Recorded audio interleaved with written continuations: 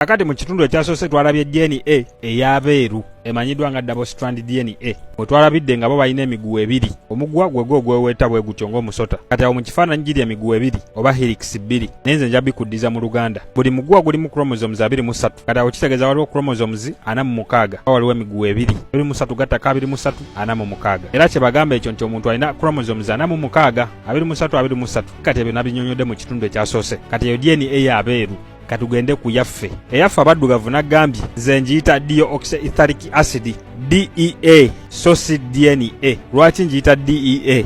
Eyabali ogiraba awo yeesooka erinamu emiguwa ebiri. Eyaffe yene eya green eyinamu emiguwa 3.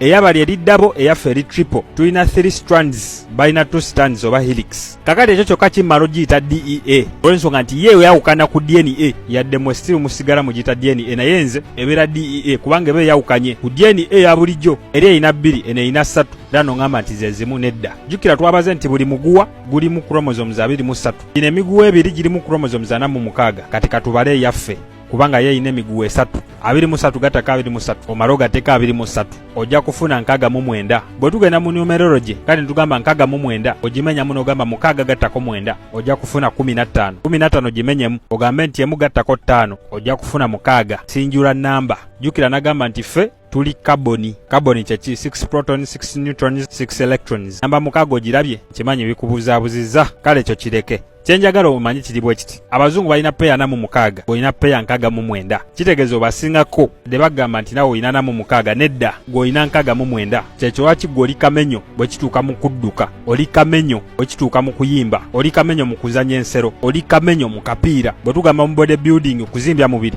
oli kamenyo. Bwe tugamba immunity, oli kamenyo. Tomala galwala. Waliyo mu abagenda eyo ku byeyo omaze emyaka ng'ena tolwalangako mu bulamu bwo kujjako omutwe okuluma n'olubuto. Bwe ate musujja gwa ddala nedda, oli kamenyo mu dansi. Kugamba olina ky'obasingako nti wakuteerako oluyimba osobola okuzina ng'ogoberera biiti. Omuzungu kizibu nnyo okuzina nga tebamutendese, abeera ng'agoberera biiti kizibu, era gy'obalaba tazinira ku biiti. Naye kati wano omuddugavu ofiiringa biiti eyo. Ebyo byonna biri mu DEA eyo. Oyina test ey'emmere, golooza kya bulijjo naye si kya bulijjo. Bantu bali eyo bali ebintu ebitategeerekeka, naye gwe oyina test nti emmere wekuwoomera olina empulira eyo gy'owulira ng'akamere kawoomye. Eyo empulira omuzungu tagiina. Emmere wekuwoomera nnyo osobola okuyimuka n'otambula namu ne weetoolola. Ekyo test ekyo omuzungu takiina. Kakati ebyo nkwadde bya bulijjo. Amakulu gali waneeno. Ng'omuddugavu olina strands 3 oba emiguwa 3, omuzungu alina 2. Ekyo njagala okikwate. Mu miguwa gye twagambye tusangamu chromosomes. Omuzungu alina 46, gw'olina 69. Naye kati amazima galiwe gati. Igwe omuddugavu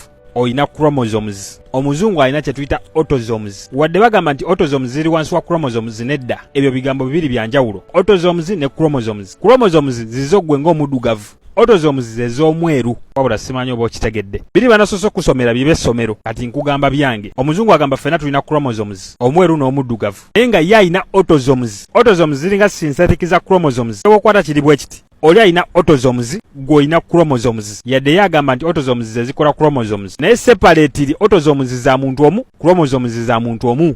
Baba simanyi oba okyabitegeera. Lwaki nkugamba nti gw'olina chromosomes, omuzungu alina autosomes? Olw'ensonga omusana nagwo ogwaffe nagwo chromosome. Kyekyo lwaki gwina kye tuyita chromosphere. Ekyo kyolaba ekyaka ennyo ye chromosphere. Kati chromosphere ekwatagana ne chromosomes zo. Kyekyo lwaki togwinaako buzibu. Kakati oli talina chromosomes, alina autosomes. Kyekyo lwaki ye takwatagana nagwo. Senga yabadde alina chromosomes, lwaki aba agudduka? Kubanga gwina chromosphere. Lwaki gwina chromosphere? Kubanga nagwo chromosome. Kyokka naawe olina chromosomes. N'olwekyo chromosphere efevalinga chromosomes. N'olwekyo atalina chromosomes aba atuguddemu. Be bazungu balina autosomes. Kati ono ye science owaddala. Gwe olina chromosomes, kyekyo lwaki togudduka? Oli talina chromosomes, kyekyo lwaki agudduka? Senga abadde ne chromosomes, lwaki aba agudduka? Ekigumuddusa kubanga gwina chromosphere. Eyo ye kufevalinga gwalina chromosome. This is science. Jjukira nti nagamba omusana era gutwa kye tuyita photon energy. Lwaki waggulwawo era olabako photon sphere. Photon kitegeeza light. We are light beings. We are luminous beings. Osobola okubeerawo ng'oyota kasana na kunywa mazzi saako n'ebibala. Songa nti ebimera bikozesa light okukola emmere yaabyo oba ebibala. Gwe weetaaga photon energy. We are luminous beings. Ebimera bikozesa kitangaala okukula n'okukola emmere. Gwe weetaaga kitangaala, mazzi na bibala. N'obeera kalanda nga scorpion. Mugaso gw'omusana kuwa charging downloads. Kuwa photon energy. Ensonga lwaki gwina photon sphere. Gwe oli light being. Gwina chromosphere kubanga nga gwolina chromosomes. Kati ate omwezi ye opposite y'omusana. Omwezi gwo guvaako anti-photon energy. Omusana guvaako photon energy. Kitegeeza omwezi tegulina kye gukuwa okujjako kunafuya. Energy aguvaako anafuya gwe. Wabula energy ava ku musana akwongera maanyi. Simanyi oba okitegedde. Kigambibwa ssaawa yonna omwezi ogwokubiri gugenda labikako. No babalobeseza ku ddide eno gujja. Tulinde tulabe wagunaaba gwe gwo. Asooka tulinde ffena tulabe oba gunaalabikako. Naye nga kyekyo wakingamba nti gw'olina DEA. Nti bw'otappinga mu DEA obeera wa mutawaana. Superhero ba Marvel ye ggwe. Senga kasana tekaliwo, senga Superman talina maanyi ge. Bisome bibi awo. Ki ekyali kiwa Superman amaanyi ge? Kasana ye ggwe Superman. Akasana kabula obeera toyina maanyi. Era ne Superman aba talina maanyi. Akasana okaba nga tekaliiwo. Nga gwe yiwa Superman. Positive energy always creates elevation. Peace and love to the gods and goddesses. Ashe. Twagana mu video anaddako. Bye.